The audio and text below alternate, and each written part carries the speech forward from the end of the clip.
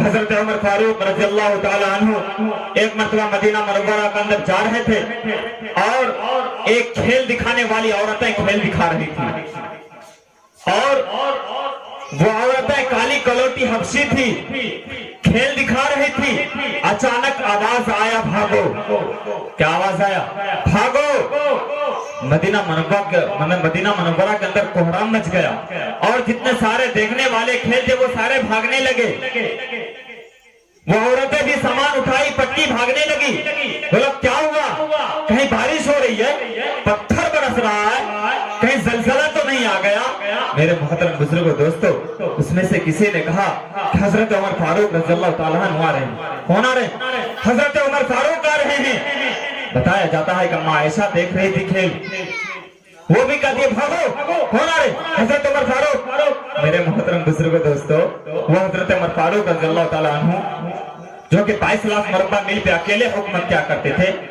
میرے محترم بزرگوں دوستو، بتایا جاتا ہے کہ جس راستے سے حضرت عمر فاروق رضی اللہ تعالیٰ عنہ گزر جاتے تھے اس راستے سے شیطان غائب ہو جایا کرتا تھا۔ وہ حضرت عمر فاروق رضی اللہ تعالیٰ عنہ جن کے بارے میں میرے نبی جناب محمد رسول اللہ صلی اللہ علیہ وسلم فرماتے ہیں کہ اگر میرے بعد کوئی نبی بنتا تو وہ حضرت عمر فاروق رضی اللہ تعالیٰ عنہ نبی بنتا۔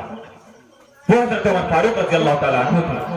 ایک مرتبہ جناب محمد رسول اللہ صلی اللہ علیہ وسلم سفر میں جا رہے تھے اور شراب اس وقت عام تھا، شراب اس وقت پینا عام تھا اور حضرت عمر فاروق رضی اللہ تعالیٰ عنہ اپنے ہاتھوں میں شراب لے کے چلے آ رہے ہیں۔ اچانک نظر پڑتی ہے کہ میرے نبی جناب محمد رسول اللہ صلی اللہ علیہ وسلم آ رہے ہیں۔ یہ کھانپنے لگے، تھرتھرانے لگے۔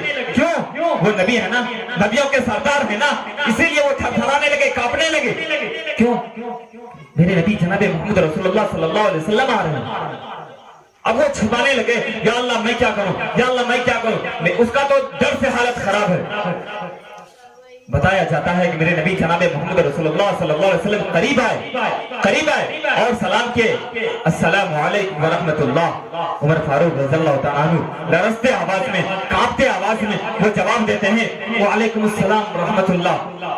میرے محترم بزرگوں دوستو، وہ ڈر تھا، وہ عزت تھی اور وہ ڈر کے مارے شراب کو پیچھے چھپا لیا۔ اور جب میرے نبی جناب محمد رسول اللہ صلی اللہ علیہ وسلم چلے گئے وہ کہتے ہیں ارے میں تو بچ گیا، میرے نبی نے یہ شراب کو تو دیکھا ہی نہیں۔ وہ جب باہر کیے دیکھتے ہیں تو وہ شراب دودھ میں تبدیل ہو چکا تھا، وہ شراب دودھ میں تبدیل ہو چکا تھا۔ تو غیب سے آواز آئی۔ بتایا جاتا ہے میرے محترم بزرگ دوستو کہ غالباً اللہ رب العزت کہتے ہیں کہ اے عمر فاروق، تم نے جناب محمد رسول اللہ صلی اللہ علیہ وسلم کی لاج رکھ لی، تم نے اس کا عزت کیا اور میں اس کے عزت کے بدلے تمہارے شراب کو دودھ میں تبدیل کر دیا۔ وہ عمر فاروق رضی اللہ تعالیٰ عنہ تھے۔ وہ عمر فاروق، بتایا جاتا ہے حضرت عمر فاروق رضی اللہ تعالیٰ عنہ 22 لاکھ مربع میل پہ حکومت کرنے کے بعد بھی وہ اپنے گھر میں جب جایا کرتے تھے اور اپنے گھر میں شانت رہا کرتے تھے۔ شانت، یہ میرے شادی کے موقع پہ ہے نا، شادی کے موقع پہ میرے محترم بزرگوں دوستو، حضرت عمر فاروق رضی اللہ تعالیٰ عنہ اپنے گھروں کے اندر تھے۔ ایک بوڑھے بابا، بوڑھے بزرگ صحابی تھے، وہ حیران و پریشان تھے اپنے گھر سے۔ ان کی بیوی انہیں پریشان کیا کرتی تھی، وہ پریشان تھا کہ میری بیوی مجھے پریشان کیوں کرتی ہے۔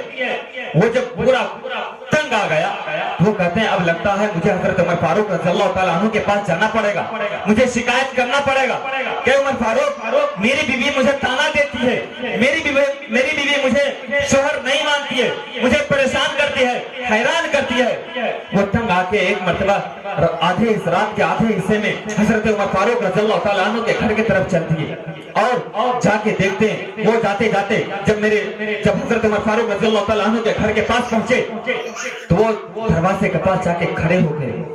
مجھے ڈر لگ رہا ہے، وہ عمر فاروق ہے نا، عمر فاروق ہے۔ بتایا جاتا ہے کہ عمر فاروق رضی اللہ تعالیٰ عنہ سے ہر کوئی ڈرتے تھے، ہر کوئی۔ اب وہ دروازے پہ جا کے کھڑے ہیں، ڈر لگ رہا ہے، عمر فاروق کو کیسے کہوں کہ میرے ساتھ یہ پریشانی ہے۔ وہ کچھ دیر کھڑے رہے، پتہ یہ چلا کہ گھر کے اندر آواز آ رہی ہے کہ وہ حضرت عمر فاروق رضی اللہ تعالیٰ عنہ کو ان کی بیوی ڈانٹ رہی ہے، ان کی بیوی ڈانٹ رہی ہے اور حضرت عمر فاروق رضی اللہ تعالیٰ عنہ خاموش ہو کے سن رہے ہیں۔ میرے محترم بزرگ دوستو، وہ بوڑھے بزرگ کہتے ہیں، وہ صحابی کہتے ہیں کہ جس پریشانی کو لے کر میں آیا تھا وہ حضرت عمر فاروق بھی اسی پریشانی میں پھنسے ہوئے۔ उसी परेशानी में फंसे हुए वो वापस चल देते हैं।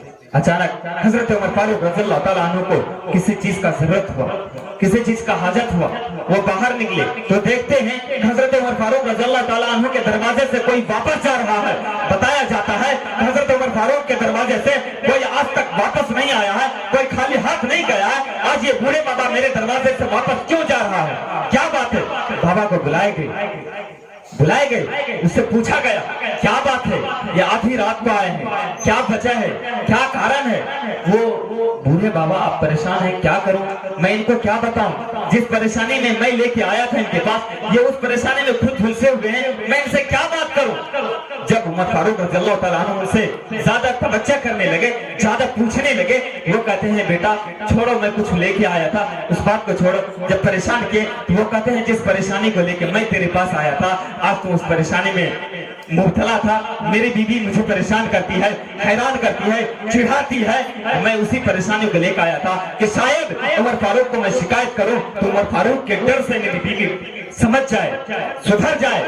मैंने आया तो देखा कि आपकी बीवी आपको डांट रही है और आप खामोश सुन रहे हैं। मेरे मोहतरम मुस्लिम दोस्तों, उमर फारूक हंसते हुए कहते हैं ऐ मेरे चचा, ऐ मेरे साहबी, आपको शायद पता होना चाहिए वो आपकी बीवी है, वो आपकी बीवी है। अगर आप दुनिया पे हुकूमत करते हैं, उनका हक है कि वो आपके ऊपर हुकूमत करे, उनका हक है वो आपको दो अल्फाज कहे, उनका हक है वो आपको डांटे, क्योंकि वो अपने घर में रह के बहुत सारा काम करती है, बच्चों को संभालती है, कपड़े धोती है, खाना बनाती है, वो खुद तंग रहती है। अगर मुझे दो अल्फाज ही कह दिया तो क्या दिक्कत है?